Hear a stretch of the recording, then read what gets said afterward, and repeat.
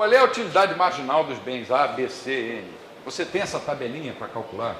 Quando você vai no supermercado, o que você faz? Você olha ali e diz, pô, aquela cerveja está barata, vou pegar. Ou então você diz, olha assim, e ali está vendendo camisa do Flamengo, não quero. Utilidade marginal para mim é zero. Ou, enfim, o que eu estou falando é que é uma coisa subjetiva. Uma coisa subjetiva. Mas a gente em micro 1 aprende que o consumidor é um maximizador de utilidade. Olha só a responsabilidade do consumidor. Ele está maximizando, ele está no máximo da função utilidade dele.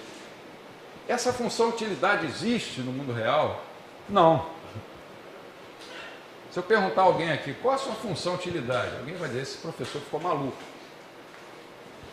Qual a função utilidade de um consumidor normal? Ninguém sabe, nem ele sabe. Depende das circunstâncias de tempo, de lugar e das avaliações subjetivas que ele faz. Mas lá na micro 2, né, depois de estudar a teoria do consumidor, você vai estudar a chamada teoria da firma, no segundo semestre. E no terceiro estuda equilíbrio geral. Quando você estuda a teoria da firma, você estuda formas de mercado. Aí começa estudando o mercado de concorrência perfeita, que é uma construção imaginária, quer dizer, um modelo teórico, cujas hipóteses são tão restritivas que muitas vezes os economistas nos livros, textos, nem colocam essas hipóteses, talvez com vergonha. Quais são essas hipóteses? No mercado de concorrência perfeita, você tem a primeira característica, chama-se atomicidade. Isso quer dizer que existe um número infinito de empresas produzindo o mesmo produto. Você tem um número infinito de empresas concorrentes produzindo o mesmo produto. De maneira que nenhuma dessas empresas tem poder de fixar preços no mercado. Essa é a primeira característica, a atomicidade. Cada empresa é um átomo, tão pequeno diante do tamanho do mercado. A segunda característica é a homogeneidade. Essa também é forte. Há mercados com muitas empresas, claro, mas a segunda é a homogeneidade. Significa que cada uma dessas, sei lá, milhares, milhões de empresas produz exatamente o mesmíssimo produto do que todas as outras. Não tem diferenciação nenhuma. De cheiro, qualidade, sabor, é tudo igual. Tudo igual. Parece assim a população da China. Você olha, todo mundo igualzinho. A terceira característica do mercado de concorrência perfeita é a fluidez. Fluidez de quê? Aí entra os austríacos de Sola. Fluidez de conhecimento. O conhecimento, por parte dos participantes do mercado de concorrência perfeita, é perfeito, está igualmente distribuído e todos podem tomar suas decisões de forma a maximizar a sua utilidade. Eu não preciso nem comentar, depois que a gente já falou sobre o conhecimento. Existe ainda uma quarta característica dos mercados de concorrência perfeita, que também, para um austríaco, é motivo de riso ou de choro, dependendo do humor que ele esteja no dia. Ela diz o seguinte: não existem barreiras à entrada ou à saída. Qualquer empresa que quisesse entrar em um mercado de concorrência perfeita, entraria imediatamente. E qualquer empresa que quisesse sair, sairia imediatamente. Ora, isso é negar a existência do fator tempo.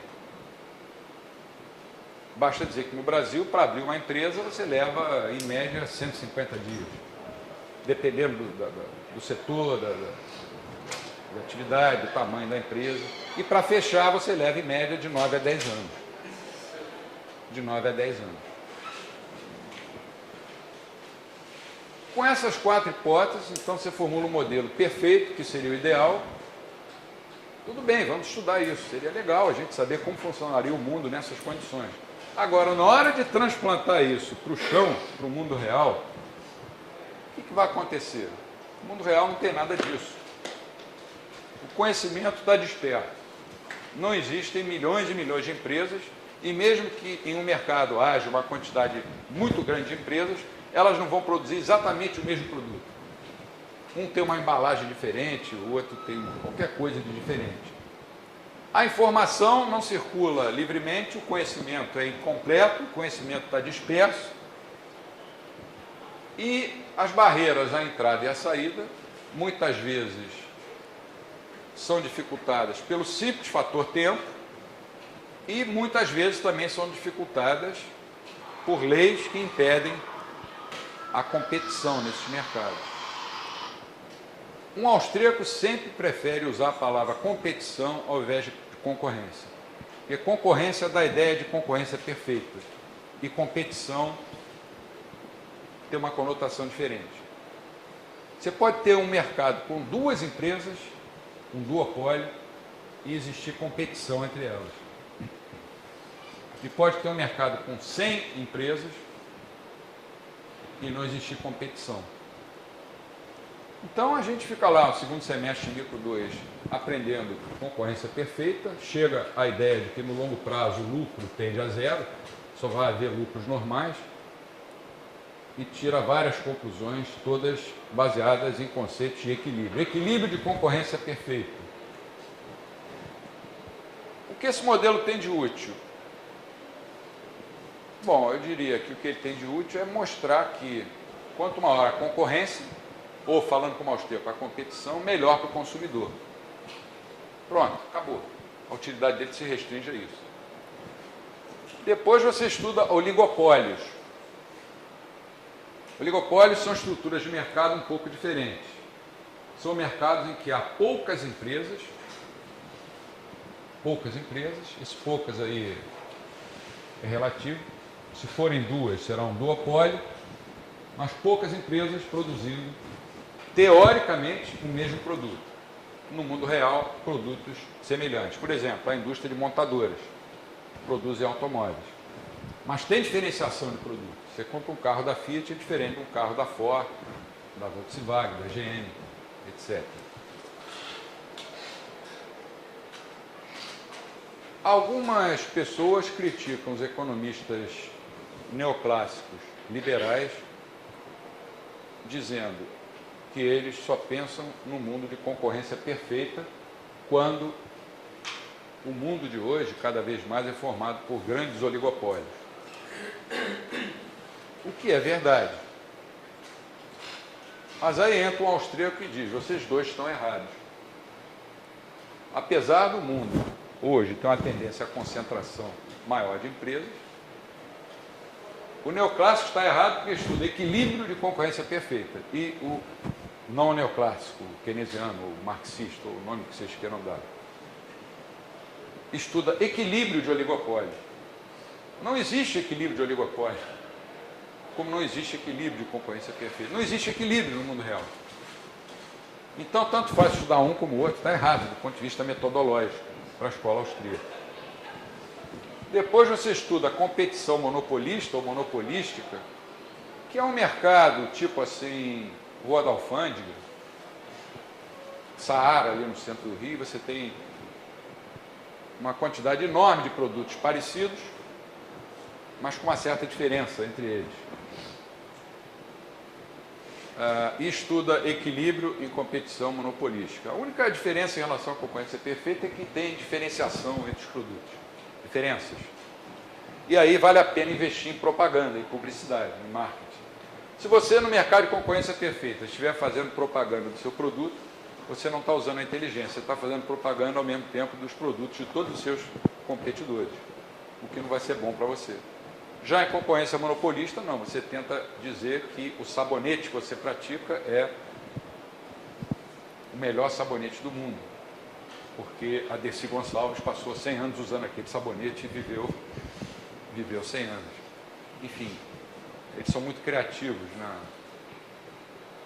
nessa área de marketing.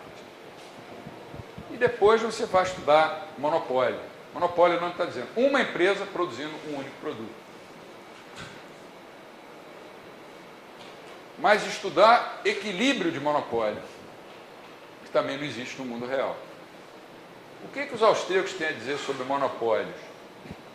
Em geral, monopólios são ruins comparados com regimes onde há competição. Porque se você só tem uma empresa produzindo, em geral, o consumidor vai sair perdendo, porque vai pagar um preço maior por um bem cuja qualidade geralmente poderia ser melhor. Mas há casos, e o Hayek escreveu sobre isso, há casos em que o monopólio não precisa ser visto como uma coisa ruim. Por exemplo, se você tem competição em um mercado e, por ser mais eficiente do que os seus competidores, um determinado produtor chega à condição de monopolista, vamos bater palmas para ele. Ótimo, parabéns. Não tem nada de errado com o monopólio, porque se ele foi mais eficiente, ele conseguiu atender melhor aos consumidores. Os outros fecharam. Mas esse monopolista, ele sempre vai ter que ficar sujeito a que potencialmente novos competidores possam surgir. Se ele tiver a certeza de que ele vai ser o monopolista dali para frente, ele vai descansar e não vai ter mais essa preocupação, essa obrigação de atender o consumidor. E se a gente observar na prática, muitos dos monopólios que existem no mundo são monopólios legais.